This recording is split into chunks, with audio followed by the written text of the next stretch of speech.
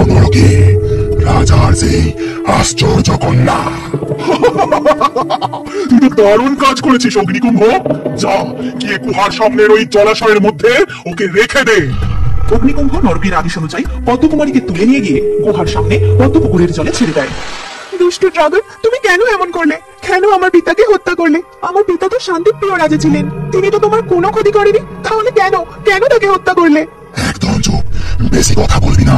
চুপচাপ এই পদ্মপুকুরের জলে থাক, আর আমার প্রভু নরকে যা আদেশ করবে তা মুখ বুঝে মেনে নিবি, না হলে তুইও জীবিত থাকবি না।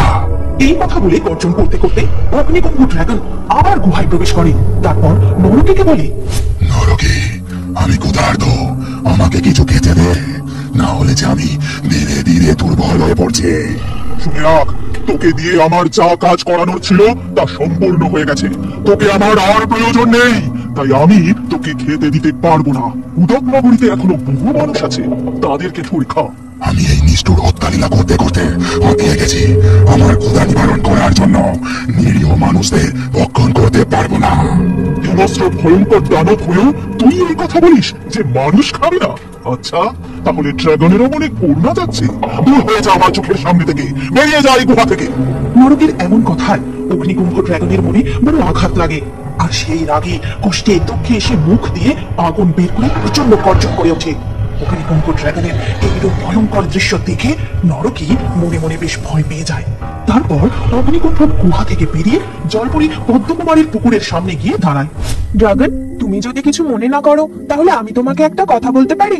তোর আবার আমাকে কি বলার আছে? আমি বুঝতে পেরেছি যে তুমি খুব ক্ষুধার্ত, তোমার প্রচন্ড খিদে পেয়েছে, আর সেই কষ্ট তুমি সহ্য করতে পারছো না। তোমার ক্ষুধা নিবারণের জন্য আমি তোমাকে সাহায্য করতে পারি। তুই আমাকে সাহায্য করবি?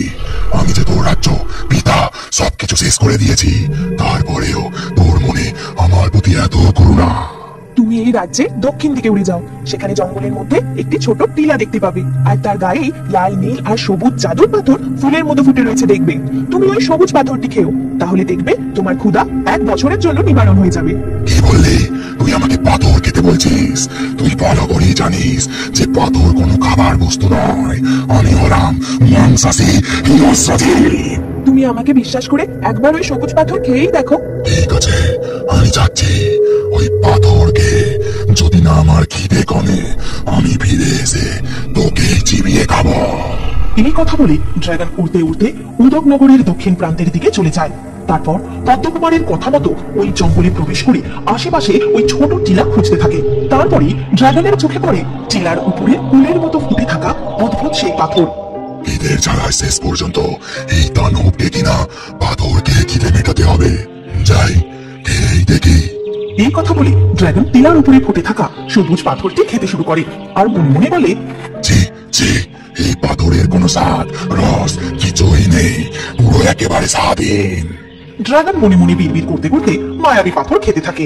তারপর খাওয়া হয়ে গেলে কিছুক্ষণের মধ্যেই সে বুঝতে পারে তার আর এক বিন্দুও খেতে পাচ্ছে না।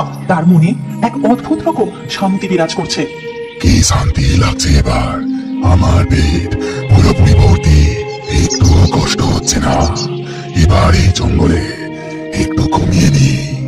এই কথা বলে অগ্নিকুম্ভ ড্রাগন জঙ্গলের মধ্যে এক শান্তির বিশ্রাম নিদ্রা দেয়। আর ওদিকে তখন নরকে তার গুহা থেকে বেরিয়ে এসে পদ্মকুমারীকে জিজ্ঞাসা করে, এই, তুই আমার ড্রাগনকে দেখেছিস? সে কোন দিকে গেছে? তাকে দিয়ে আমার কিছু কাজ করানোর ছিল। গুহা থেকে অগ্নিকুম্ভকে বেরোতে দেখেছি, কিন্তু সঠিক জানি না সে কোন দিকে গেছে। তোকে পাহারা না দিয়ে আমার আদেশ ছাড়াই ও এই স্থান ছেড়ে যাওয়ার সাহস কি করে পেল? আজ পর্যন্ত ও আমার আদেশ অনুযায়ী সব কাজ করছে। তুমি তাহলে আমার পিতাকে হত্যা করেছো, আমার রাজ্য জ্বালিয়ে পুড়িয়ে তছনছ করে দিয়েছো। আমি তা করতে বাধ্য হয়েছি। শুনতে চাস তোর এই রূপের আসল রহস্য, আর কেন অগ্নিকুম্ভকে দিয়ে তোর রাজ্য জ্বালিয়ে দিয়েছিলাম? শোন তবে, আজ থেকে 8 বছর আগের কথা। আমি আমার শক্তি সাধনের জন্য এই গুহায় কঠোর থেকে কঠোর তপস্যা করছিলাম, আর সেই তপস্যা সিদ্ধির জন্য প্রয়োজন ছিল এক অদ্ভুত জীবের, আর সেই জীব শুধু জন্মাতে পারে মানব গর্ভেই। দাসী, আমি আমার মনকে এক মুহূর্ত শান্ত করতে পারছি না। বছরের পর বছর কেটে যাচ্ছে, আর কবে আমার সন্তান হবে? কবে আমার স্বামীকে সন্তানের মুখ দেখাতে পারবো? আমি যে আর ধৈর্য ধরতে পারছি না। চিন্তা করবেন না রানীমা, আপনি যদি অনুমতি দেন তাহলে আমি একটা উপায় বলতে পারি। তাড়াতাড়ি বল আমায়, এতে আমার অনুমতির কি প্রয়োজন? আমাদের উদকনগরীর প্রান্তে এক গুহা এক সাধিকামা থাকে। সে লোভী, ভয়ঙ্কর ও অসীম শক্তির অধিকারী। সে যা চায় তাই বাস্তবে করতে পারে। আপনি যদি তার কাছে গিয়ে সন্তান কামনা করেন, তাহলে সেই সাধিকামা নিশ্চয়ই তার মন্ত্র দ্বারা আপনাকে কোনো উপায় করে দেবে। কিন্তু সাবধান রানীমা, সে ভয়ঙ্কর হোক আর লোভী হোক, তাতে আমি ভয় পাই না। আমি হলাম উদকনগরীর মহারানী। আমি ওই সাধিকা মায়ের জন্য এক বাক্স স্বর্ণ মুদ্রা নিয়ে যাব। তাতে নিশ্চয়ই তিনি আমার মনস্কামনা পূর্ণ করবেন।